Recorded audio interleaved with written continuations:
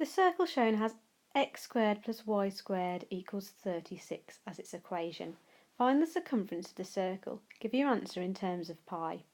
So, we know that the equation of a circle is x squared plus y squared is r squared.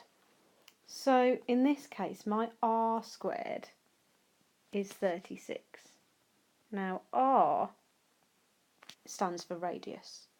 So if I want my radius, I need to square root my answer. So my radius is 6. Now I know that the equation of the circumference of a circle is found by finding pi times diameter. And I know that if my radius is 6, then my diameter is double that, so 12. So I'm doing circumference is pi times 12.